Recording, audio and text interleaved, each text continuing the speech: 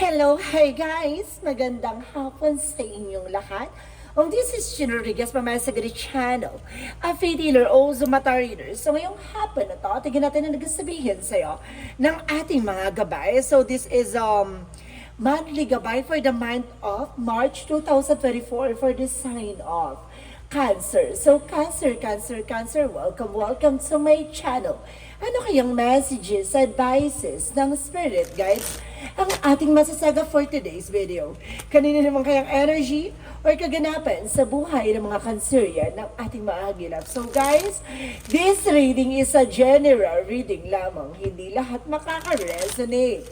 Kunin lamang po ang makaka-relate sa inyo and comment down below kung kaninang energy ang ating nasagap. And of course, don't forget to like and subscribe my channel and hit the notification bell for more videos and later. Kasi maraming salamat po sa mga walang sawang pagsuporta sa aking channel. Lalong-lalo na yung hindi nag-skip ng ads na way pagpalain kayo ng Diyos at may kapal, siksik-liglig na gumapaw na biyayang manang balik sa inyo. So guys, kumapit ka na dahil nandito na ang mensahe sa iyo ng ating mga gabay. Angel Spirit Messages give me an information.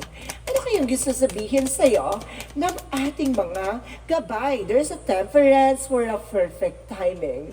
So there is an information na kailangan mong kumalma. No? A temperance is a temper. And of course, sinasabi dito, kailangan maging kalmado. No? And of course, a solid foundation. So may mga bagay dito na parang palakasin mo ang pundasyon mo or either manatili ka sa iyong pwesto at huwag ka masyadong agresibo. And because there is a Knight of Swords, so there's a success driven. At the end of the time, magsasuccess ka, diba? Kung sinasabi lang sa'yo dito, maging mahinahon ka. Huwag kang maging padalos-dalos. And because there's a magician for a manifestation. So may mga bagay dito guys na unti-unti na mamamanifest, ay may mga bagay dito na unti-unti mo na makukuha with the power of God. So let's see additional messages for Angel Spirit guys. So there's a King of Cups. There is a devoted supportive person. May taong sumusuporta at gumagabay sa iyo dito sa eksena na to, no? Kumbaga sinasabi sa iyo dito guys na kumbaga kailangan mo lang ipagkatiwala at maniwala at magtiwala sa mga taong nagmamahal sa iyo sa paligid mo, no? Kumbaga mahalin mo kung ano yung grounds mo, mahalin mo kung ano man ang meron ka, ganun lang yon, diba? So let's see guys, no? What is additional messages for you ng ating Angel Spirit guides? Exercise judgment. So, there's an information, may paalala dito ang ating divine, no? Kumbaga sinasabi na huwag kang maging, yun nga, diba? Kumbaga maging padalas-dalas with a judgment na parang paalala sa or wake-up call na kailangan mo mag-pay attention sa mga tao sa paligid mo, even yung mga bagay sa paligid mo. No, kailangan maging kalmado ka at maging, kumbaga, mabusisi ka or something na parang tignan mo muna yung magiging outcome, no? Bago ka mag-decision sa isang bagay, diba?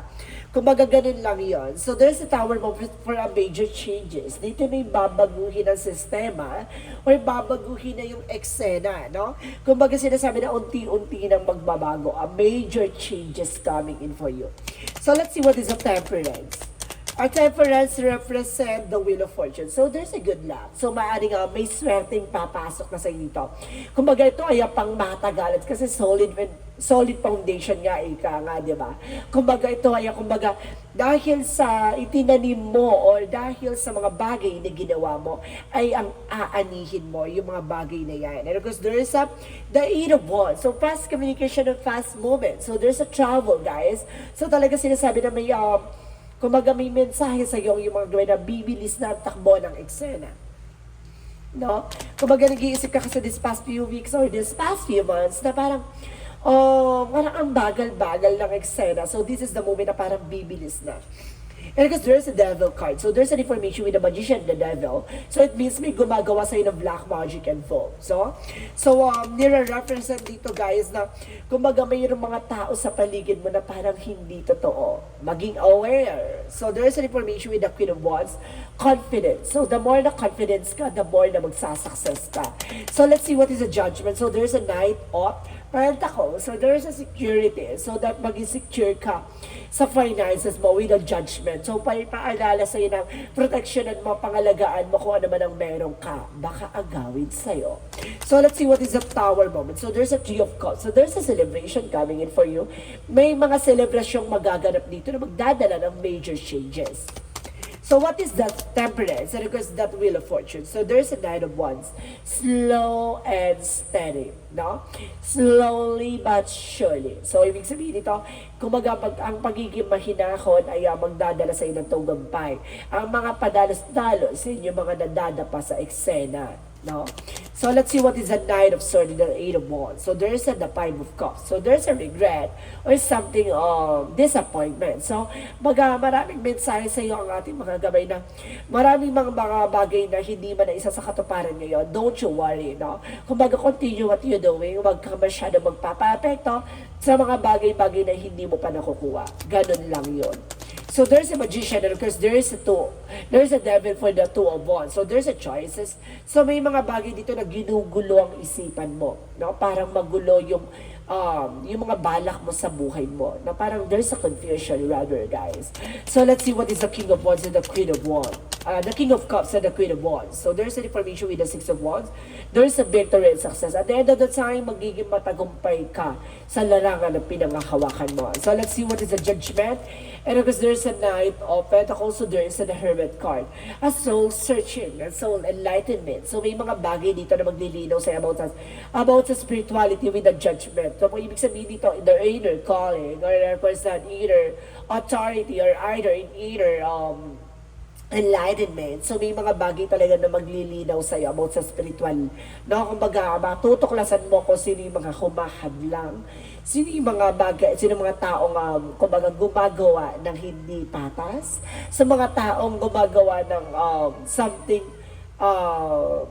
unbelievable but it's true. So may mga bagay dito na kailangan mong maging aware, no? And of course, kailangan mo mag-cleansing, and of course, kailangan mo ng protections, nang sa ganun, kumbaga, hindi ka na nagagawa ng kahit ano man ng negative energy. So let's see what is the Tower moment and the Three of Cups. So there's the Four of Cups. So there's a re-evaluate or analyze. So may mga bagay dito na kailangan mo pag-isipan before you take an actions, no? Kailangan maging ma-analyze ka or kailangan ka kasi there's a major changes coming in for you na ito yung magdadala sa pagbabago or sistemang kinagagalawan mo or kinagisnan mo. So let's see what is the outcome. Ang pinaka-outcome ng story na to is the Nine of Cups. So there's an offer. So there's a lot of promotion. So there's a lot of promotions. There's a lot of offer, no? And of course, there's an engagement rather. And of course, there is a Five of Pentacles in reverse, so recovery from the financial loss or financial crisis. So ibig sabihin, guys, na makaka-recover ka na. And of course, there is the Eight of Pentacles. So there's a focus about sa trabaho or negosyo mo, no? Mag-focus ka dyan. So let's see what is additional messages for career. So, career mo naman, there's a star card, a wish fulfillment. So, dito yung papasok yung unti-unti na matutupad yung mga pangarap mo. Yung unti-unti na maisa sa katuparan yung mga dating hiniling mo lang. Diba? So, let's see what is additional messages for Angel Spirit. So, there's the Hierophant, a lesson learned. So, may mga bagay dito na matutuklasan na unti-unti mo nang matututunan. No? And of course, there's an education talaga. Parang sinasabi na parang sinampal ka ng katotohanan sa lahat ng mga karanasan, sa lahat ng mga sakripisyo, and of course, lahat ng pagkakamali mo. And of course, there is an Ace of Swords, there's a breakthrough, no? Doon napapasok yung tagumpay, doon napapasok yung para naliwanagan ka na, natauhan ka na sa lahat ng kaganapan sa buhay mo. So, let's see, guys, what is additional messages for relationship, no? For your relationship. So, there's an information, guys, na there's a Death card. So, there's an ending and a new beginning. May mga bagay na tinapos na at may mga bagay na magsisimula na binago kayo ng tadhana or binago kayo ng pangyayari, no? Kaya nagkaroon ng something transformation. And because there's a King of Pentacles, so there's a practicality. So, dito na papasok pagdating sa iyong love life na magiging practical ka na this time. Sa health mo, there's a High Priestess. So, there's a lot of mystery. So, there's an information na parang may mga nararamdaman ka na parang tinatago mo. No? Kumbaga, because there is a Nine of Wands, so there's a resigned. So, see, I told you. Kumbaga, nagiging tahimik ka sa mga bagay na nararamdaman mo, which is not good, no? Kumbaga, kailangan kapag may naramdaman ka, mag-spread ka ng information dun sa ano, no? Sa mga taong sa paligid mo, if your loved ones mo. And of course, kasi para at least aware sila sa kung ano nangyayari sa iyo. No? Of course, you need to pay attention for this na kailangan mo mag-take action. Kasi, kumbaga, kailan mo pa action at kung kailan lumala na. So, you need to do something before anything else. Ganun lang yun, guys. So, let's see what is additional messages for magical fairy messages. For magical fairy messages, so there's a business venture. So, may papasukin kang business dito. It's a new business, no? It's a new business ideas and business ventures, and there's a new opportunity or career opportunities. So let's see, what is the Yin and Yang Oracle card? For a Yin and Yang Oracle card, so nag-represent dito, guys, na there's a growth, no? Magkakaroon ka ng growth and expansion. So, this coming season, na summer season, na maaaring or holiday season, guys, na parang ito na yung magdadala sa iyo ng something, a new beginning, or something, a new ideas. And of course, there's a there is a fulfillment by wishes. So, dito na mapasok yung unti-unti na matutupad yung mga pangarap mo. Yung dating hiniling mo lang, o yung mga dating sinabi mo lang ngayon, abot kami mo, with the separation, no? Kumbaga makakahiwalay ka na, or makakaalis ka na sa situation na nagbigay sa'yo ng worries and depressions, no? Even your stress. So, ibig sabihin dito, there's a separation. It's either a relationship or a situation, no? So, let's see, guys, what is Archangel Michael messages. So, anong chika ni Archangel Michael na tatatak sa'yo, na gustong ibigyan ng impormasyon. So, let's see. And there's a desire to be happy now. So, kailangan mo magdesisyon na magiging masaya ka ngayon. Hindi bukas, hindi kailanman, ngayon na. Now na. And there's a right about your thought and feelings. So, lagi mo susundin yung mga nararamdaman mo, no? Doon ka babase sa talagang gusto ng puso't isip mo. So, let's see what is the chakra messages. So, there's a bittersweet. See? Kumbaga, pagkatapos ng mga pait ng karanasan, may tamis ng mga tagumpay na inaasam-asam. So, there's an information with impatience. So, may mga bagay dito na sinasabi ko, di ba? Kumbaga, nagiging, padalos-dalos ka na kailangan mong habaan ng pasensya mo. No? And of course, additional messages for perfection. So, may mga bagay dito na parang gusto mo maiayos lahat, gusto mo, kumbaga, maipe-perfect mo yung situation. So, may mga ganong situation na, kumbaga, pinag-iisipan mo. And of course, let's see what is the Monsology. For the Monsology, there's a communication is not here. So, kailangan mo ng communication dito, guys, no? Kumbaga, ito magdadala sa'yo ng something, information na parang, magdadagdag sa'yo ng kaalaman or something na, kumbaga, ay, kumbaga, clues, ganun, and there are strategies. So, there's the answer you need is coming. So, ito napapasok ang kasagutan sa lahat ng katanungan mo. And of course, there is you and your loved ones are safe, no? Kumbaga, yung mga mahal mo sa buhay ay safe naman daw. Huwag ka daw mag-alala, di ba? Kumbaga, kung nagkakaroon ka ng pangamba or nagkakaroon ka ng something worry sa situation man yan, sa mga tao sa mahal mo sa buhay, huwag ka mag-alala. It's safe, no? And because there is a music. So, ibig sabihin dito papasok itong music na ito, makakatulong sa'yo ng, kumbaga, for relaxing, and kumbaga, anti-stress, or relieve your stress, and depression and anxieties. And there's an energy healing. So, kailangan mo talaga magpagamot, no? Kailangan mo nang magpagamot. It's either sa albularyo, or either for spiritual and of course for medical. So, let's see what is our Archangel Raphael.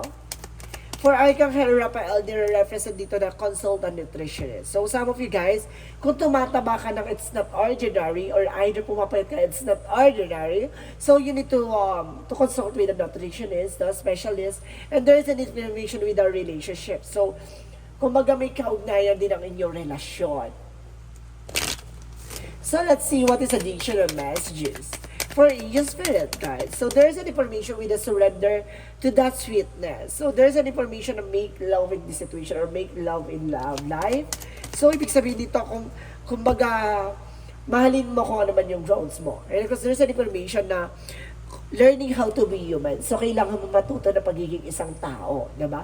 Sa mundong ginagalawan mo, maraming magnanakaw, maraming sasaktan ka, maraming magsisinungaling sa'yo, at marami kang mararanasan na pagkadapa sa buhay. So, dapat handa ka sa lahat ng yun, no? So, let's see what is the energy. Sa sixth chakra archangel Metatron for something shocking news, information na magdadala sa'yo ng biglaan na hindi mo inaasahan. And of course, there's an information with first chakra archangel Michael for your protection. So, kumbaga, you need protections or something, you need mag-pray kay Archangel Michael for your protections. So, let's see what is additional messages. And there's a gratitude. So, ibig sabihin dito na be thankful, no? Kumbaga sa mga opportunity nga pinagkakalob sa'yo ng langit. And of course, there's an information with the friendship. So, guys, no, may kinalaman din ng friendship sa iyong buhay, no? It's either baka ang gumagawa sa'yo at sa third party involved, or either a friend, are related, or something kapitbahay, no? Parang there's a friendship, eh. And there's an information with the release. So, may mga bagay na kailangan mong alisin, no? Kasi magre-reflect sa'yo lahat ng mga bagay na yan kapag hindi mo yan nasolusyonan. And there is an environment, I told you so, nasa paligid mo lang ang gumagawa sa eksena na yan. So, let's see what is the angel's answer. What is the angel's answer? Nagre-represent what? Success. So, kumbaga at the end of the time, lahat ng mga bagay na nararanasan mo yan, kumbaga magsasuccess ka sa huli, no? And because there is a reconsider. So, may mga bagay na kailangan mo i-considera, no? Kailangan mong alalahanin, or kailangan mong mag-accept, no, sa mga bagay-bagay na yon, no? There's an information na improving health. So this is the opportunity for you na kumbaga mag-improve na yung health mo. Kasi kumbaga magkakaroon ka ng something realization, information or something mental clarity. Kumbaga na unti-unti mo natutuklasan, no? At nauunawaan. So let's see what is the Romance Angels. Pagdating sa Romance Angels, there's a calling, give your relationship a chance, Kumaga, pagdating sa relasyon, bigyan mo ng chance daw. Work on your partnership. And of course, there's a deception. So some of you guys naman, meron dito, there's a false mask or something nagpapanggap, or either meron dito sa relasyon na hindi totoo, no? So let's see what is the Jesus loving quotes. Jesus loving quote said, take their no thoughts for the morrow, siya take thoughts for things itself. So, ibig sabihin dito na, kumbaga yung umaga or kinabukasan ng sasampal sa'yo sa katotohanan, no? Kung ano man yung ginawa mo sa nakaraan, yun ang makukuha mo sa kasalukuyan. So, habang tumatagal, wala ka pa sa rurok ng tagumpay. Ngayon pa lang, umpisahan mo nang baguhin ang sistema, kinagagalawan at kinagigisnan mo. So let's see what is that angel's number. Nagre-reference na 0. I am limitless. Now there's no beginning and there's no end. All is infinite. It's time to develop your spiritual side. You are gaining new insights and of course understanding of both godly and earthly things. So ibig sabihin dito, kailangan mong kumbaga walang limitado sa about sa spiritual or medical man yan. You need to be balanced, na maging balance ka. So let's see what is the messages of life. Ang messages of life is the inner power. So palakasin mo ang something na kalakasan mo sa sarili mo, no? Yan ang magsisilbing hudyat ng tagumpay mo. Today, I choose to see myself as significant. I acknowledge my true strength and remain steadfast in the face of adversity. If I stumble, I pick myself up, knowing that I am filled with the power of the universe. I accept and appreciate myself. In every way, I contain the most precious treasure of this world. Within me, the universe shines through me. So see, kumbaga lalabas ang tinatagong ganda, or lalabas ang tinatagong kakayanan, or lalabas ang tinatagong kaalaman, na mismo magdadala sa iyo sa sarili mong tagumpay. So guys, this is a monthly gabay for the month of March 2024 for the sign of Cancer. So Cancer, maraming salamat for this wonderful reading. So once again, this reading is a general reading lamang. Hindi lahat makaka-resonate. Kunin lamang po makaka-relate sa inyo and comment down below kung kaninong energy ang ating nasagot. Maraming salamat guys and see you in the next video. Bye-bye and babosh!